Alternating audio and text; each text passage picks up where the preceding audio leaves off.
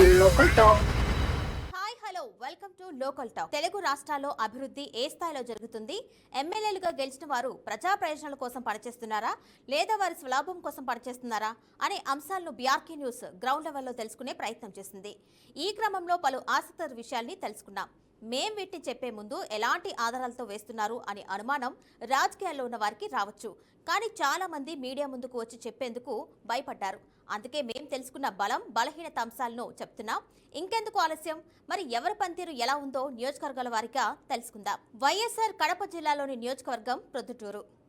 ప్రస్తుత ఎమ్మెల్యే నంద్యాల వరదరాజుల రెడ్డి ప్రొద్దుటూరు నియోజకవర్గం నుండి 6వ ఎమ్మెల్యేగా గెలిచారు.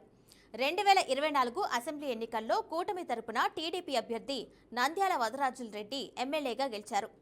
వైసీపీ అభ్యర్థి రాచమల్లు శివప్రసాద్ రెడ్డిపై 22,744 ఓట్ల తేడాతో ఘన విజయం సాధించారు. అంతకుముందు 2019 అసెంబ్లీ ఎన్నికల్లో వైసీపీ అభ్యర్థి రాచమల్లు శివప్రసాద్ రెడ్డి గెలిచారు. టీడీపీ అభ్యర్థి మల్లెల లింగారెడ్డిపై 43,148 ఓట్ల భారీ తేడాతో విజయం సాధించారు. 2014 అసెంబ్లీ ఎన్నికల్లో కూడా వైసీపీ అభ్యర్థి రాచమల్లు శివప్రసాద్ రెడ్డి గెలిచారు.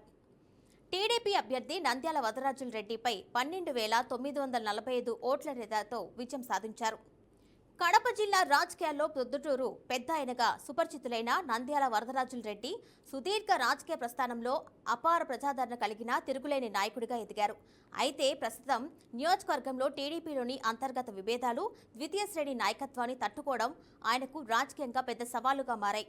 వయసు భారమైన ప్రత్యర్థుల వ్యూహాలను చిత్తు చేస్తూ నేటికి ప్రొద్దుటూరు రాజకీయాలను శాసిస్తున్న వరదరాజుల రెడ్డికి బలంగా బలహీనంగా ఉన్న అంశాన్ని చూద్దాం.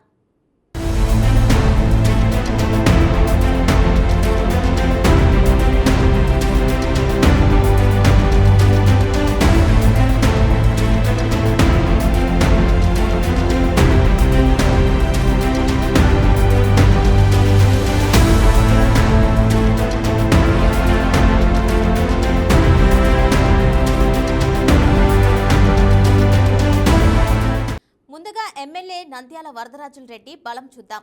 అపారమైన రాజకీయ అనుభవం.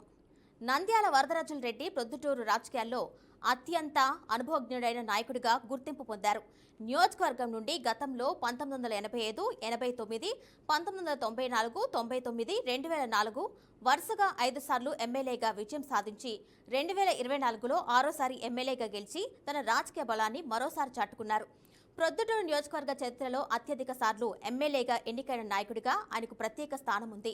దశాబ్దాల రాజకీయ అనుభవం కారణంగా నియోజకవర్గ భౌగోళిక, సామాజిక, రాజకీయ సమీకరణలపై ఆయనకు లోతైన అవగాహన ఉండటంతో పాటు అన్ని వర్గాలతో బలమైన అనుబంధం, క్షేత్రస్థాయి పట్టు ఆయన ప్రధాన రాజకీయ బలంగా నిలుస్తున్నాయి.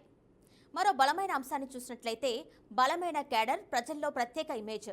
నియోజకవర్గంలోని ప్రతి గ్రామంలో, పట్టణ వార్డులో వ్యక్తిగత అనుచరణం, నిబద్ధత కలిగిన పాత క్యాడర్ బలం ఉంది. పార్టీకి అతీతంగా ఆయనకంటూ ఒక ప్రత్యేక ఓటు బ్యాంక్ ఉండటం ఆయన ప్రధాన రాజకీయ బలంగా నిలుస్తుంది. స్థానికంగా అభిమానులు ఆయన్ను ప్రొద్దుటూరు పులిగా పిలుచుకుంటారు. వివాదరహితుడిగా, ప్రజా నాయకుడిగా, అన్ని వర్గాల ప్రజలకు అందుబాటులో ఉండే నాయకుడిగా ఆయన సంపాదించుకున్న ఇమేజ్తో పాటు దశాబ్దాలుగా నిర్మించుకున్న నమ్మకమైన క్యాడర్ నెట్వర్క్ ఆయన రాజకీయ బలాన్ని మరింత పటిష్టం చేస్తుంది. మరో బలాన్ని చూసినట్లయితే కూటమి ప్రభుత్వ అండదండలు. రాష్ట్రంలో టీడీపీ, జనసేన, బీజేపీ కూటమి ప్రభుత్వం అధికారంలో ఉండటం నంద్యాల వరదరాజుల రెడ్డికి ప్రధాన రాజకీయ బలంగా మారింది. ఈ అనుకూల పరిస్థితి వల్ల ప్రొద్దుటూరు నియోజకవర్గ అభివృద్ధికి అవసరమైన నిధులు, మౌలిక వసతుల ప్రాజెక్టులు, మున్సిపల్ అభివృద్ధి పనులను వేగవంతం చేసే అవకాశాలు పెరిగాయి. ప్రభుత్వ స్థాయిలో సమన్వయం సులభంగా ఉండటం ద్వారా రోడ్లు, డ్రైనేజీ, తాగునీటి వంటి ప్రజా అవసరాలకు సంబంధించిన పనులకు నిధులు సాధించి నియోజకవర్గ అభివృద్ధిని మరింత ముందుకు తీసుకెళ్లే అవకాశం ఆయనకు లభిస్తుంది.